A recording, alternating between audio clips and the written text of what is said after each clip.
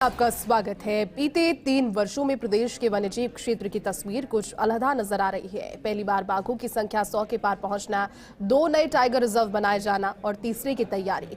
इतना सब कुछ बातों से ही नहीं हुआ, इसके पीछे किसी एक शख्स ने जमकर मेहनत की है और अच्छे लीडर के तौर पर अपनी पहचान बनाई है। वो है मुख्य वन्यजीव प्रतिपालक अरिंदम तोमर।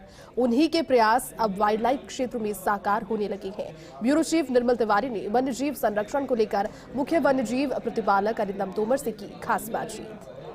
हमारे साथ इस समय मौजूद हैं पीसीसीएफ और chief wild life warden Arindam Tomar जी।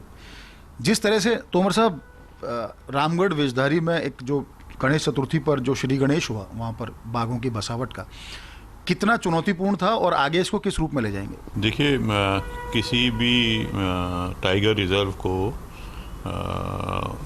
वापस उसमें टाइगर छोड़ा जाना कोई साधारण बात नहीं है।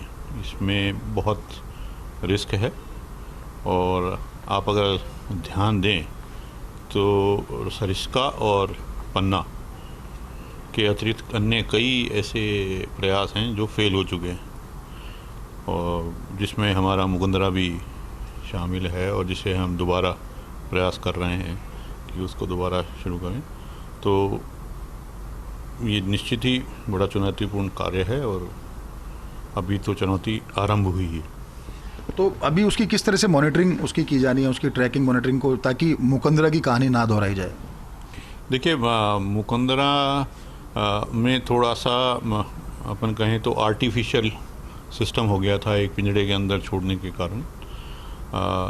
यहाँ पे इस तरह का कोई वो नहीं है और एनटीसीए का पूरा सपोर्ट है अपने को, और एनटीसीए के प्रोटोकॉल को अक्षरश पालना करके हम कार्रवाई कर रहे हैं। इन टाइगर्स के आने से पहले ही हम लोगों की टाइगर रिजर्व डिक्लेयर हो चुका था। तो एम्स ट्राइब्स और जो हमारा कैमरा ट्रैपिंग प्रोटोकॉल है वो सब हम स्थापित कर चुके थे, स्टाफ वहाँ भेज चुके थे। अभी एनटीसी के प्रोटोकॉल के हिसाब से ये टाइगर्स अभी रेडियो कॉलर्ड है और इसकी रेडियो कॉलरिंग से मॉनिटरिंग की जा रही है। साथ ही साथ जो मेल टाइगर है वहाँ पे, उसका अपना जो स्टैंडर्ड मेथड्स हैं कैमरा ट्रैपिंग वाले, उनसे उसका भी कंटिन्यूस मॉनिटरिंग हो रहा है और हमें उम्मीद है कि वो शीघ्र ही दोनों आपस में मिलेंगे और जोड़ा बनाएंगे। सरिस्का और मुकुंदरा में भी बाघ छोड़े जाने की बातें शिफ्टिंग की है, क्योंकि सरिस्का के बाघ अधिकतर उम्रदराज हो गए, मुकुंदरा में सिर्फ MT4 बची है। कितने बाघ बाघिन वहाँ छोड़ने की योजना है और रामगढ़ में भी कितने आप और छोड़ेंगे, ताकि रणथंभौर को तो संतुलित किया ही जाए, साथ ही साथ वहाँ पर भी बाघों की संख्या और जो टाइगर रिजर्व हैं उनमें बढ़ाई जा सके? देखिए, ये सब जो है एनटीसीए की सहमति से और उनके मापदंडों के अनुरूप ही किया जाता है, और उनके यहाँ से जैसे जैसे हमें स्वीकृति प्राप्त होती रहेगी हम हर बार अपना केस पुरजोर ढंग से उनके सामने प्रस्तुत करते हैं। अभी 4 तारीख को अगस्त में मीटिंग हुई थी, तो हमने अपनी तरफ से पूरे प्रयास किए। कुछ चीज़ों में हमें सफलता मिली, कुछ सहमतियाँ मिली हैं। बड़ी लंबी प्रक्रिया है सहमति की। एक बार आपको एनटीसीए से लेना पड़ता है, फिर जो एक्ट के तहत जो डायरेक्टर वाइल्ड लाइफ रिजर्वेशन है, जो कि आज की तारीख में ADG वाइल्ड लाइफ होते हैं गवर्नमेंट ऑफ इंडिया में, उनसे भी स्वीकृति लेनी पड़ती है। तो अभी वो सब प्रक्रिया चल रही हैं। इसके बाद अपने को ये भी देखना है कि उस बाघ बाघिन को कहाँ छोड़ा जाना है। तो हम इस बार प्रयास कर रहे हैं कि हम टेम्परेरी क्लोजर बनाएं। तो पहला प्रयास है ताकि हम टारगेटेड रीइंट्रोडक्शन कर पाएँ। जैसे आपको ध्यान होगा, पहले हम अगर हमारा सरिस्का में इंक्लोजर बना हुआ है तो जो भी हमारा टाइगर आएगा उसको सरिस्का में छोड़ा जाएगा, उसके बाद वो किधर जाएगा ये निश्चित नहीं है। तो कई क्षेत्र ऐसे हैं सरिस्का में या मुकुंदरा में भी देखें तो जहाँ पे कहीं बाघ नहीं है, कहीं बाघिन नहीं है, तो उन क्षेत्रों में टारगेटेड इंट्रोडक्शन का पहली बार हम ट्राई कर रहे हैं। देखिए कितना सफल होता है, अभी हमारा प्रयास है। तोमर साहब, एक सवाल और था, बात प्रेबेस की थी, क्योंकि इस तरह की बातें होती रहती हैं, इस तरह की सूचनाएं खबरें प्रसारित होती रहती हैं कि प्रेबेस की कमी की वजह से कोई टाइगर, कोई पैंथर ये अपने वन क्षेत्र से बाहर निकल गए। प्रेबेस बढ़ाने की दिशा में, खासकर क्योंकि आपने पिछले दिनों कुंभलगढ़ छोड़ने की बात थी, कुछ चीतलों को घना से ला करके झालाना छोड़ने की बात थी, नाहरगढ़ अभी छोड़े जा रहे हैं, तो प्रेबेस को ठीक करने के लिए किस तरह के काम हो रहे हैं? इसमें तो मैं नहीं समझता कि एनटीसीए की परमिशन की आपको जरूरत होती है, ये आपके स्तर पर हो जाता है? देखिए, टाइगर रिजर्व में तो हर स्थिति में उसकी एनटीसीए की परमिशन की ज़रूरत होती है। शेष स्थानों पर हम लोग प्रयास कर रहे हैं, तो इस प्रयास के तहत हमने लगभग अपने सारे जो फोकस एरियाज़ हैं उनमें सब में एनक्लोजर तो बना लिए हैं, सॉफ्ट रिलीज। अब इन एनक्लोजर्स में प्रेबेस को छोड़कर उसकी ब्रीडिंग कराकर, आइडिया ये नहीं है कि सिर्फ उनको ही छोड़ा जाए, उनको ब्रीड करा के वहाँ पे छोड़ा जाए, तो समय लगेगा। बहुत आसान प्रक्रिया नहीं है ब्रीडिंग। साल में एक आध बच्चा होता है किसी भी हिरन का, तो इट्स अ लॉन्ग प्रोसेस। साल में आप ये मानिए कि आपके बहुत अच्छा रिज़ल्ट रहा तो 1.5 गुना पॉपुलेशन हो जाती है।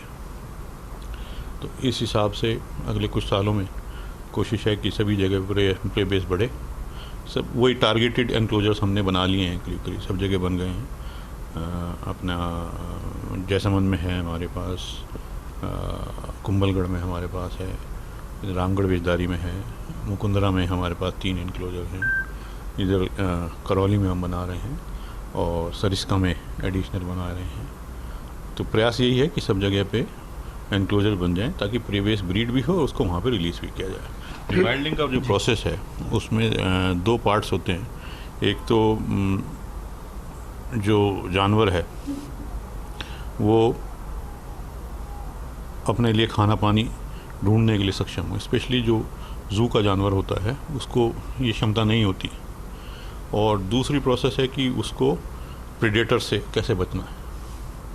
तो अपना प्रयास इसीलिए बीड़ पापड़ में जो हमने किया है या जो हमने बीड़ झुंझुनू में किया है वहाँ प्रेडेटर कम है, तो पहले इनको ये स्किल आ जाए कि ये अपना खाना पानी दिशा ज्ञान ये सब कर लें, उसके बाद इनको प्रेडेटर एरिया में छोड़ा जाएगा। अभी जहाँ भी हम छोड़ रहे हैं कोशिश यही कर रहे हैं कि लो प्रेडेटर एरिया हो, कम प्रेडेटर्स हों, उसी क्षेत्र में छोड़ा जाए। इसीलिए झालाना का अभिनय शुरू हुआ है कि कुछ ट्रेंड जानवर हमारे अगर हो जाएंगे बीड़ पापड़ में तो उनको झालाना लाएंगे। तोमर साहब, एक अंतिम सवाल और संक्षिप्त में इसकी जानकारी भी चाहूँगा। विलेज रिलोकेशन आज भी बड़ी चुनौती बना हुआ है। जानवरों में अगर स्ट्रेस बढ़ने की बात करें या ह्यूमन के साथ उनका कॉन्फ्लिक्ट होने की बात करें, वो अपनी वो जगह की वायलेशन भी कर रहे हैं, कई बार बाहर भी आ जाते हैं। तो विलेज रिलोकेशन खासकर सरिस्का की बात करें या रामगढ़ विस्तारी तो अब नया बना है, मुकंदरा में भी ये समस्या रही है, रणथंभौर भी रही है, उस पर क्या कोई जो पुराना पैकेज था उसको चेंज करने की बात है या कुछ नए तरीके से कोई प्रयास कर रहे हैं, कोई फार्मूला ला रहे हैं? जी, जो कैश पैकेज है वो एनटीसीए का 15 लाख का पैकेज है, उसमें कोई चेंज नहीं हो रहा है।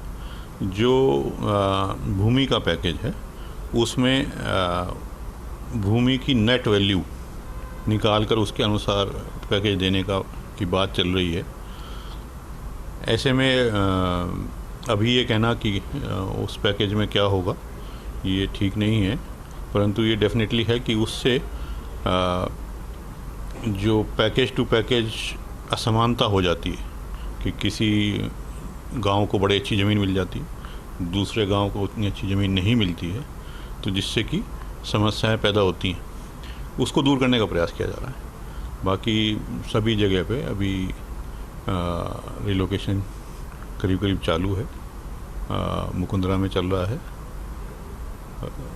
रामगढ़ विस्तारी में पहला गांव शुरू हो रहा है, करौली में चल रहा है, अपना सरिस्का में 2-3 गांव और नए लिए जा रहे हैं। लॉज होपफुली जो अभी चल रहा है वो शायद जल्दी ही कंप्लीट हो जाएगा।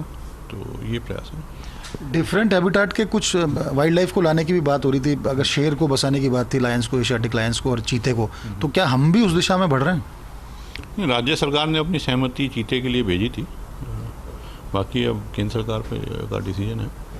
लायन, चीता और अन्य जानवर जो भी हैं तो उनके संबंध में तो क्योंकि अपने पास उपलब्ध नहीं है तो ऑब्वियसली हमें किसी और स्टेट से लेना पड़ेगा, जो कि बिना केंद्र सरकार की सहमति के नहीं हो सकता।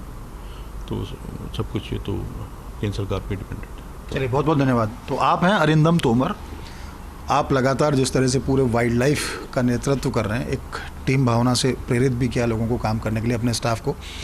रामगढ़ में एक बेहतर शुरुआत हो चुकी है। टाइग्रेस को एनक्लोजर से जंगल में छोड़ा जा चुका है। प्रेबेस बढ़ाने के लिए भी नई तकनीक से काम किया जा रहा है। विलेज रिलोकेशन की दिशा में पैकेज को सुधारने की कोशिश की जा रही है, संशोधित करने की कोशिश की जा रही है। उम्मीद की जानी चाहिए कि आने वाला जो समय है वो वन और वन्यजीव संरक्षण की दिशा में बेहतर परिणाम भी देगा और निश्चित तौर पर हम एक नज़ीर पेश करेंगे। कैमरा पर्सन घनश्याम करोल के साथ Nirmal Tiwari, first India news, Jaipur.